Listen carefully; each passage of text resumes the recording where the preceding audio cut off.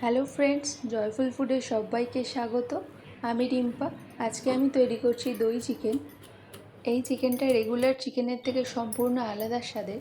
আর যদি কম সময় টেস্টি কিছু বানাতে হয় তাহলে এই চিকেনটা ট্রাই করতে পারেন। দেরি না করে তাহলে শুরু করা যাক। এখানে আমি 800 গ্রাম চিকেন নিয়ে নিয়েছি। চিকেনটাকে ভালো করে ধুয়ে পরিষ্কার করে নিয়েছি।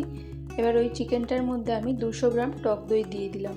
তারপর আমি ওই চিকেনটার মধ্যে হাফ চা চামচ আদা বাটা ও হাফ চা চামচ রসুন বাটা দিয়ে দেব। তারপর আমি একটু ধনেপাতা নিয়ে নিয়েছি। ধনেপাতার শুধু গোড়ার দিকের অংশটাকে বাদ দিচ্ছি। আমি কিন্তু ডাঁটিগুলো নিচ্ছি এখানে। নিয়ে ধনেপাতাটাকে দুভাগ করে কেটে নেব মধ্যিখান থেকে। ধনেপাতাটাকে একটু পিষে নিতে হবে। এটা আমি মিক্সিতে দেব না, এরকম একটা হামাল দিস্তার মধ্যে দিয়ে একটু থেতে করে নেব। আর তার সাথে দিয়ে দিচ্ছি 10 থেকে 12টা কাঁচা পাকা লঙ্কা। এবার এটাকে দিয়ে আস্তে আস্তে করে একটু পিষে নেব।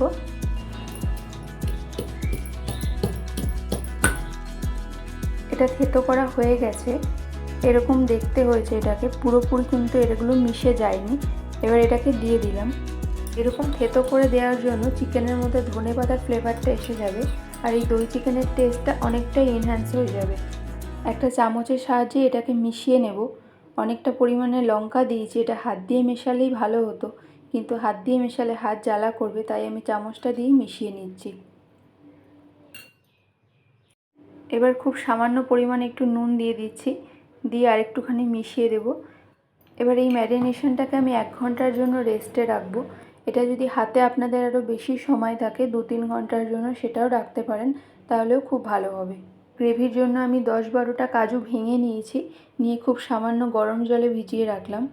কাজুটার একটা পেস্ট তৈরি করে রাখবো। ততক্ষণে দুটো মিডিয়াম সাইজের পেঁয়াজকে ছোট ছোট টুকরো করে কেটে নেব। এটাও আমাদের গ্রেভিতে লাগবে। পেঁয়াজটাকে বেশি মিহি করে কুচালেই ভালো হবে। এবার একটা একদম ছোট সাইজের টমেটো গ্রেটারের সাহায্যে একটু ঘষে নেব। ঘষে আমি ওপরের স্কিনটাকে ফেলে দিচ্ছি। চিকেনটা ম্যারিনেশন হয়েছে 1 ঘন্টা হয়ে গেছে। আমি এটাকে ফ্রিজে রেখেছিলাম, ফ্রিজ থেকে বের করে এনেছি। এবার গ্যাসের মধ্যে একটা কড়া বসিয়ে দিয়েছি।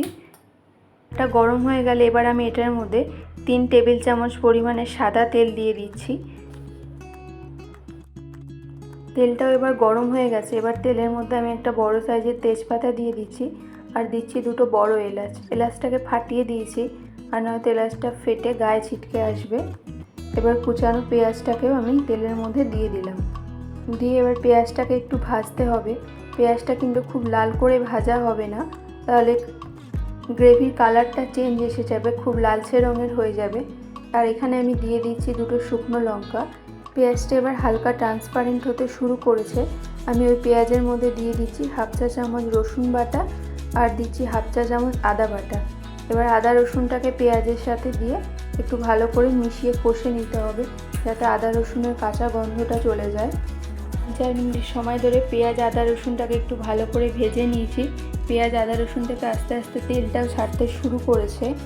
এবার আমি ওই পেঁয়াজের সাথে দিয়ে দিচ্ছি ঘষে রাখা টমেটোটা। এবার 1 মিনিট সময় ধরে আমি টমেটোটাকে আরেকটু কষে নেব। এবার আগের থেকে ম্যারিনেট করা চিকেনটাকে আমি মশলার সাথে দিয়ে দেব।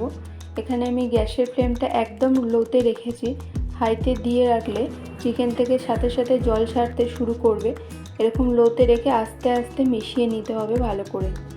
চিকেনটা ভালোভাবে মেশানো হয়ে গেছে। এবার গ্যাসের ফ্লেমটাকে আমি মিডিয়ামে রাখবো। রেখে এবার চিকেন থেকে জল ছাড়তে শুরু করেছে, আমি 10 মিনিটের জন্য ঢাকা দিয়ে দেব। ততক্ষণে আমরা একটা মশলাটা তৈরি করে নিই।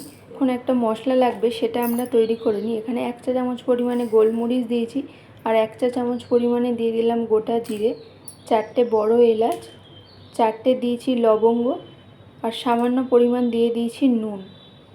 আর তার সাথে দিয়ে দিলাম 1 চামচ পরিমাণে কাসুরি মেথি।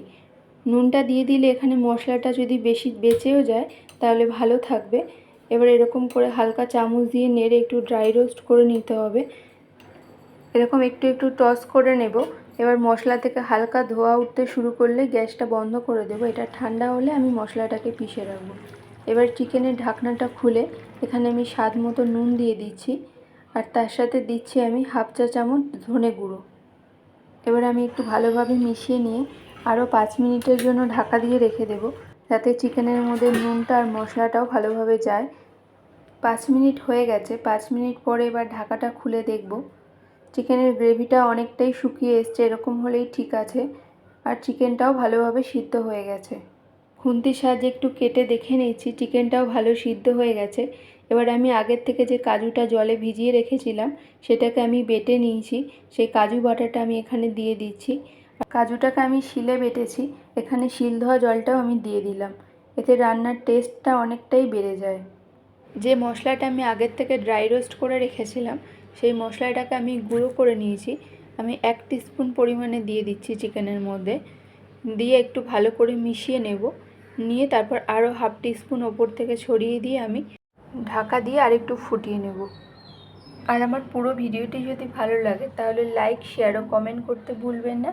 আর যারা এখনও আমার চ্যানেলটিকে সাবস্ক্রাইব করেননি, চ্যানেলটিকে প্লিজ সাবস্ক্রাইব করে নেবেন, যাতে আমি আরও নতুন নতুন ভিডিও বানাতে পারি। তৈরি হয়ে গেছে দই চিকেন। দই চিকেনটা রুটি অথবা পরোটার সাথে সার্ভ করলে ভালো লাগবে। আমি ওপর থেকে আরেকটু ধনেপাতা কুচি ছড়িয়ে দিচ্ছি।